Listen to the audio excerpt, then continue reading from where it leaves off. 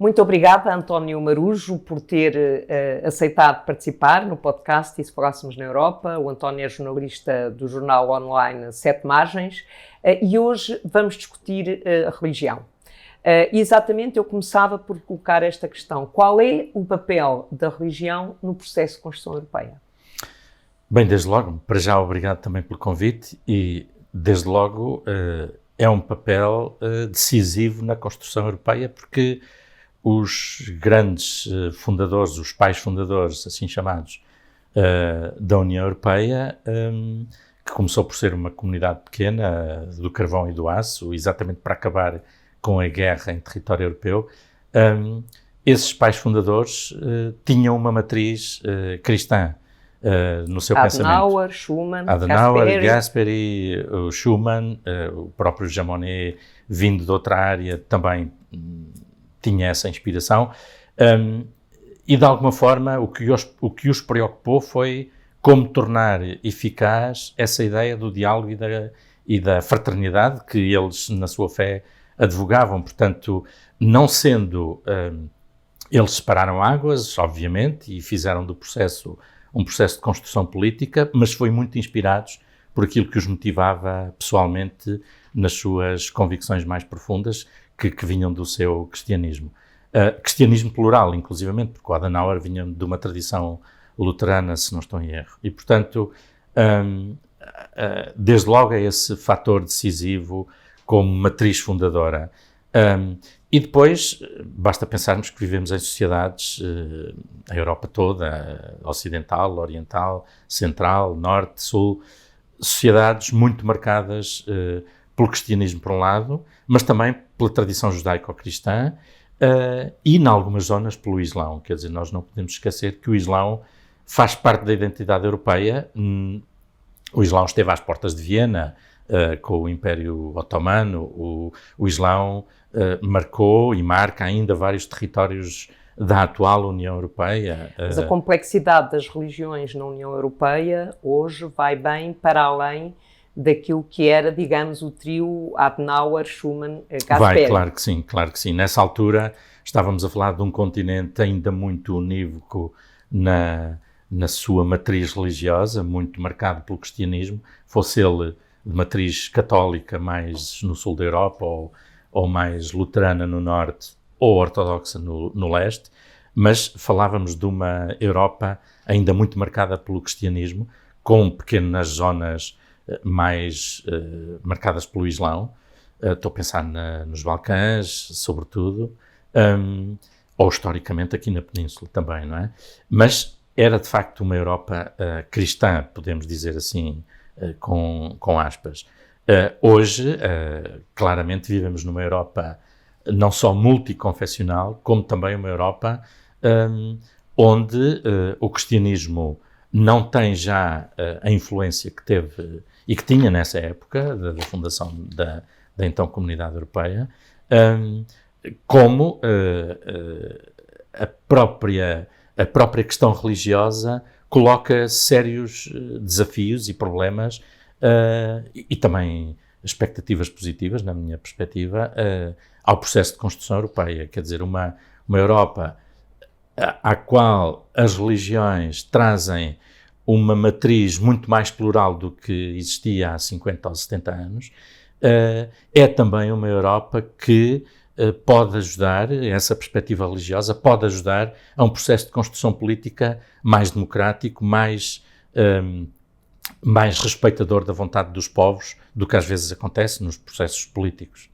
Mas há uma questão interessante no próprio processo de construção europeia. Em 83, a União Europeia designa, vou verificar o nome, Umberto Stefani, como oficial de ligação, como representante junto das comunidades religiosas, no sentido de começar a estabelecer um diálogo, estamos a falar um diálogo institucional. Com as comunidades religiosas, com os representantes das comunidades religiosas. Esse processo é importante. Na minha perspectiva é muito insuficiente, porque o que tem acontecido, aliás... Estamos a falar de 83. Exatamente. E mais recentemente, com o enviado especial que a Comissão Europeia tem para as questões da liberdade religiosa. Vivemos um processo pouco digno até, de arrastamento da nomeação desse enviado especial. Estamos a falar de 2020, 2021. O processo arrastou-se mais de 1 ano e meio, depois houve um outro enviado que só esteve 5 meses, enfim. Agora a solução parece que está mais estabilizada, mas esse diálogo institucional é importante, e foi importante iniciá-lo, mesmo se só em 83. O que me parece é que é insuficiente, porque a nível da União há uma perspectiva que, na minha opinião, é muito limitadora de algumas dimensões importantes, que é a União, muito na tradição daquilo que deve ser uma saudável laicidade, a União não favorece nenhuma religião, e isso para mim é positivo. O que já não é tão positivo é que depois a União, quase que nas suas dinâmicas internas, até por exemplo em apoios a algumas iniciativas dos cidadãos, ignora essa dimensão como uma dimensão importante da vida das pessoas. Quer dizer, se eu, como cidadão, gosto de desporto, ou de intervir na política, ou de me meter numa associação, mas se também acho que a minha vida é importante, na minha vida é importante a dimensão religiosa, essa dimensão já é muito mais ignorada em algumas coisas, em algumas dimensões. Em alguns países mais do que noutros. E em alguns países mais do que noutros, sem dúvida nenhuma. Mas estou a falar mesmo em termos da União institucionalmente. Ou seja, parece-me que a União deveria, obviamente, respeitar essa distância em relação às confissões religiosas institucionalizadas, portanto, as igrejas, as comunidades, as entidades religiosas por si, mas depois, quando são os cidadãos a fazer coisas em nome da sua fé, da sua experiência religiosa, os cidadãos deviam ser mais tidos em conta nos processos de diálogo com a União, ou até, por exemplo, em questões de apoios económicos, financeiros, etc, etc. É aí que me parece que há um óbice que eu percebo, voltando atrás, pelas razões históricas. A questão da laicidade, evidentemente que é uma questão de chave no processo de construção europeia, mas há países da União Europeia que não são Estados laicos. Exatamente, e que têm até confissões de Estado, até para muitas pessoas pode ser novidade. Por exemplo, na Escandinávia há confissões de Estado, a Inglaterra tem uma confissão, a Grécia, embora agora tenha saído da União, infelizmente, mas tem uma confissão pública, uma confissão religiosa de Estado. Portanto, há de facto vários países. Depois temos o outro extremo que me merece muitas reservas, que é a França persistir num modelo de laicidade, a laïcité francesa, que, na minha perspectiva, é muito anacrónico, é um modelo que tem 100 anos e que já devia ter evoluído, até porque me parece que está a criar tensões muito graves na sociedade francesa, que podem vir a ser fatores de uma grande desestabilização, não só em França, como a nível europeu. E, portanto, é nesse equilíbrio que às vezes falta, que às vezes está ausente ou que é levado a extremos, e, portanto, é um equilíbrio necessário esse diálogo e, sobretudo, a perspectiva de levar a União e as suas lideranças políticas a perceber se a dimensão associativa, política, económica, etc., é importante na vida das pessoas. Há uma outra dimensão que também é importante. As estatísticas dizem-nos isso, que grande parte das pessoas continua a ter convicções religiosas, independentemente de depois estarem ligadas ou não a uma confissão estrita ou a uma entidade estrita. Isso é outra questão. Mas há uma questão, Delors, de facto, o presidente francês, presidente da Comissão Europeia, em 94 lança o projeto Uma Alma para a Europa, em que o objetivo é, de facto, incentivar o diálogo interreligioso. Portanto, ele dizia Uma Alma para a Europa, ética e espiritualidade. E, de facto, é um projeto que, nessa altura, ele procura ter um diálogo estruturado, regular, com representantes de todas as comunidades religiosas, interreligiosas, etc. E, de facto, é um projeto que acaba por trazer para o interior da União Europeia digo mais uma vez, do ponto de vista institucional, porque as sociedades, nós sabemos, do ponto de vista institucional, acaba por trazer essa referência para o interior da União Europeia, das instituições. Sim, e Jacques Delors foi, na minha perspectiva, o último presidente da Comissão com inspiração, que bebe a inspiração nos pais fundadores e naquilo que era a grande matriz da construção europeia. Os direitos humanos, o pluralismo, a democracia, coisas que às vezes me parece que estão um pouco esquecidas em algumas lideranças políticas europeias, atualmente, digo. E ao propor essa dimensão, eu acho que ele não faz mais do que recuperar aquilo que é uma grande inspiração presente na ideia da fundação e da construção europeia. Que é trazer para as instituições fenómenos nas sociedades europeias. Sem dúvida, porque de facto essa ideia do pluralismo religioso que começa a ser mais notória de facto nas décadas de 80 e 90, com muitos imigrantes a vir de países, sobretudo países muçulmanos, e portanto é quando o confronto com a diversidade começa a ganhar uma maior expressão, porque, enfim, um português ir para a França trabalhar ou para a Alemanha, a tradição era católica e, portanto, a diferença não é grande. Como os ucranianos chegarem hoje à Polónia. Como os ucranianos chegarem à Polónia, exatamente. E, portanto, aí a questão do confronto com a diferença não se põe tanto. A partir da década de 70, 80 e 90, com as grandes vagas de imigração, sobretudo do norte da África e do Médio Oriente, vários países europeus começam a confrontar-se muito mais diretamente com a diversidade. E eu acho que a ideia do presidente Delors, nessa altura, foi exatamente assumir essa diversidade e esse pluralismo para que ele seja convertido numa dimensão positiva e não num confronto que teria consequências graves. A minha angústia é que, às vezes, olho para trás e, enfim, a tentação de ver o copo meio vazio é grande, porque vemos as tensões a crescer, ou pelo menos ainda agora em França, em julho, com aqueles motins que houve.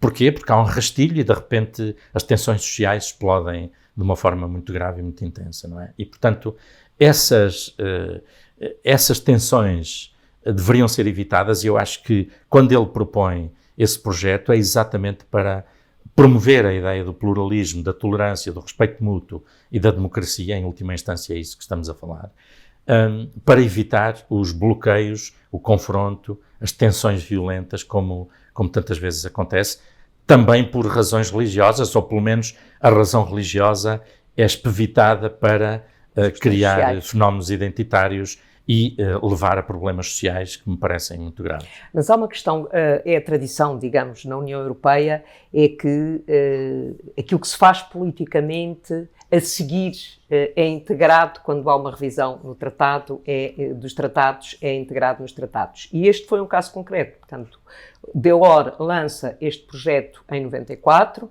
Uma Alma para a Europa, e procura, e deu visibilidade, efetivamente, nessa altura havia uma visibilidade para este diálogo interreligioso e, entretanto, é integrado no Tratado de Lisboa, no artigo 17 do Tratado de Funcionamento da União Europeia, em que, de certa forma, obriga a um diálogo regular, estruturado, com representantes das igrejas, das religiões, das organizações não confessionais e filosóficas. Mas hoje não sentimos essa mesma visibilidade do diálogo interinstitucional. Referi o caso concreto da dificuldade de nomear recentemente um novo representante, mas eu diria que isso é um caso menor, desde que o diálogo institucional existisse. Eu não sei, porventura teríamos que estudar a relação entre o debate que houve ali no início deste século, dos anos 2000, o debate sobre a eventual Constituição Europeia, sim, onde a questão da matriz cristã ou não cristã... O artigo 17 estava no Tratado Constitucional, que foi recusado. Que foi recusado, exatamente. E esse debate, porventura, prejudicou, fez com que chegássemos hoje a esta situação digamos, apesar de o preceito estar consagrado, se fazer pouco, ou pelo menos não se fazer tanto quanto se poderia fazer. Porventura, enfim, como digo, não andei a verificar se esse debate depois trouxe essa consequência, mas porventura terá sido uma das razões. O que me parece é que a União e os seus líderes políticos, porque a União é uma entidade abstrata, claro, obviamente, claro, mas sobretudo os nossos líderes políticos europeus, seja a nível da Comissão e do Conselho Europeu, seja depois os governos nacionais, devem fazer esse esforço por perceber que o caminho é por aí. O caminho é pela integração das pessoas, das comunidades, das diferentes comunidades, também na sua expressão religiosa. E integração, na minha perspectiva, não pressupõe eles vêm para cá, têm que se adaptar completamente aos nossos costumes. Quer dizer, os processos de integração vão sendo assim, são assim desde tempos imemoriais na história. Nós viemos todos, não sei de onde, do leste da Europa e porventura da Índia, com sucessivos povos que vinham à procura de quê? De comida e de um sítio tranquilo para viver. E no fundo é isso que todos queremos e que todos precisamos, já agora. E, portanto, essa dimensão religiosa pode ser um fator de estabilização, de estabilidade e de construção de uma atitude de diálogo e de respeito dentro da União, em vez de ser o seu contrário. Porque se de facto não se olha para ela com atenção, e aí é que eu refiro o exemplo da França, porque olho com muita preocupação o que se está a passar em França, então sim, a religião pode ser um fator de desestabilização e de confronto violento, em lugar de ser um fator de pacificação e de construção do diálogo. Mas exatamente o Parlamento Europeu tem um grupo de trabalho sobre o diálogo interreligioso que, aliás, acabou de publicar um relatório sobre a União Europeia e a liberdade religiosa 2017-2021 e é um grupo que funciona regularmente, em que exatamente analisa os aspectos relacionados com o diálogo interreligioso. Mas gostava de colocar uma questão final. Os atentados fora da Europa, e sobretudo na Europa, trouxeram um novo elemento de complexidade para a questão religiosa na União Europeia? Creio que sim, mas já agora, Margarida, deixe-me fazer uma referência rápida ao relatório, porque o relatório coloca questões muito importantes, acho eu. Por exemplo, quando diz que em relação a países terceiros, a União deve ter uma atitude de promover o respeito pelos direitos humanos e pela democracia, coisa que me parece que tem faltado muito, e aí sublinho muito. Sim, mas que é fundamental. Que é fundamental. Nós por exemplo, quando falamos, muitos países o não respeito das minorias são minorias religiosas. E se formos ver, por exemplo, o que andámos a fazer com a Rússia, a fazer ou a não fazer, a ignorar em relação à Rússia durante 15 ou 20 anos, ou se formos ver o que estamos a fazer em relação à Índia ou à China, estamos a construir fatores dos quais nos vamos arrepender de novo. Fizemos-lo com a Rússia, vai acontecer com a Índia e com a China, porque são países onde não há democracia, onde as violações de direitos humanos são gravíssimas. Aliás, é uma das coisas que o relatório aponta de uma forma muito assertiva, e o relatório diz mesmo que a União Europeia deve promover e proteger a liberdade religiosa nas relações comerciais. Nas relações externas. E nas relações comerciais. Explicita mesmo as relações comerciais. Mas essa questão, digamos, quando vemos regras, o que se passa, digamos, no referencial para as negociações comerciais, essa questão existe, designadamente a proteção das minorias religiosas. Quando tivemos aqui no Porto a cimeira com a Índia, que infelizmente, por causa da Covid, o primeiro-ministro indiano não pôde estar presencialmente, a Amnistia Internacional e outras organizações manifestaram-se, e eu creio que na declaração final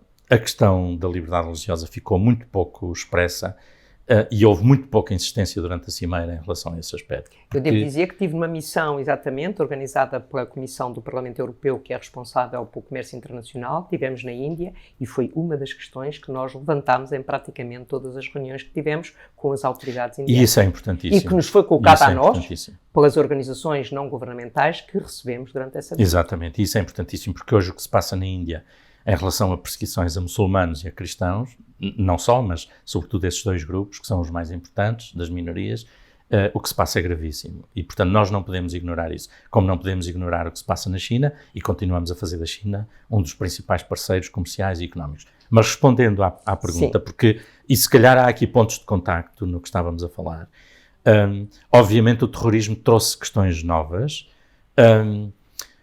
Eu creio que falta da parte do Islão, dos responsáveis do Islão, falta uma voz pública mais assertiva na condenação dos atentados, embora ela exista. E depois, sim, em França, os líderes do Islão em França foram muito claros. Exatamente, são claríssimos, e não só em França, nos Estados Unidos isso também aconteceu logo a seguir ao 11 de setembro, no Reino Unido, enfim.